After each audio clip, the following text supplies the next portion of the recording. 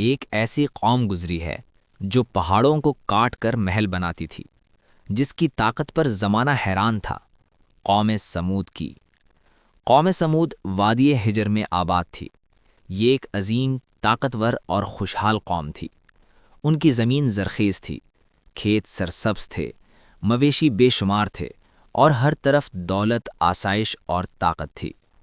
وہ لوگ اونچے اونچے پہاڑوں کو تراش کر اندر مضبوط اور شاندار گھر بناتے تھے۔ انہیں اپنی طاقت پر ناز تھا، اپنے ہنر پر غرور تھا، اور یہی غرور ان کی بربادی کی بنیاد بنا۔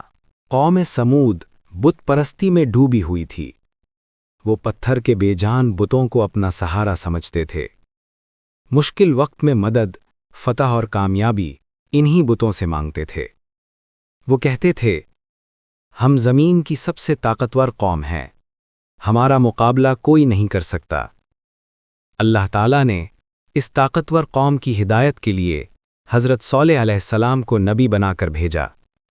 حضرت صالح نے فرمایا، اے میری قوم، اللہ کی عبادت کرو، اس کے سوا تمہارا کوئی معبود نہیں۔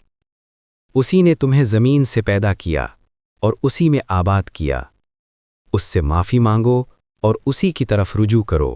لیکن قوم نے جواب دیا، اے صالح، کیا تم ہمیں ان معبودوں کی عبادت سے روکنا چاہتے ہو جن کی عبادت ہمارے باپ دادا کرتے آئے ہیں؟ پھر انہوں نے ایک عجیب شرط رکھ دی، کہنے لگے، اگر تم واقعی سچے ہو تو اس پہاڑ سے ایک زندہ اونٹنی نکال کر دکھاؤ۔ حضرت صالح علیہ السلام نے اللہ سے دعا کی۔ اچانک زمین لرز اٹھی، پہاڑ پھٹ گیا، اور سب کی آنکھوں کے سامنے ایک عظیم الشان اونٹنی پہاڑ کے اندر سے نکل آئی۔ یہ کوئی خواب نہیں تھا، یہ اللہ کی نشانی تھی، ایک زندہ معجزہ۔ حضرت صالح علیہ السلام نے فرمایا، یہ اللہ کی اونٹنی ہے، اسے کوئی نقصان نہ پہنچانا۔ پانی کا ایک دن اس کے لیے ہے اور ایک دن تمہارے لیے۔ کچھ لوگوں کے دل نرم ہوئے اور وہ ایمان لے آئے، لیکن اکثریت اپنے غرور اور ضد پر قائم رہی۔ دن گزرتے گئے، اونٹنی آزادانہ گھومتی، چرنے جاتی، پانی پیتی، کسی کو نقصان نہیں پہنچاتی، مگر قوم کے سرداروں کو یہ سب برداشت نہ ہوا۔ ایک اندھیری رات جب پوری وادی خاموش تھی، چند سرکش لوگ جمع ہوئے اور اللہ کی نشانی اس اونٹنی کو قتل کر دیا۔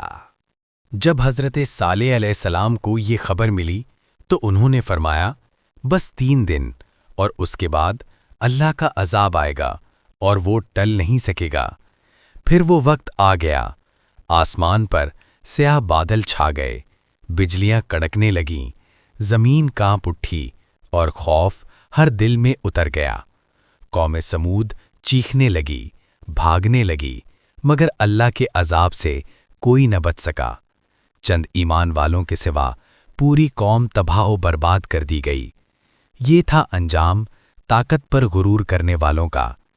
اس کہانی سے ہمیں یہ سبق ملتا ہے کہ طاقت، دولت اور عقل پر غرور اللہ کو پسند نہیں۔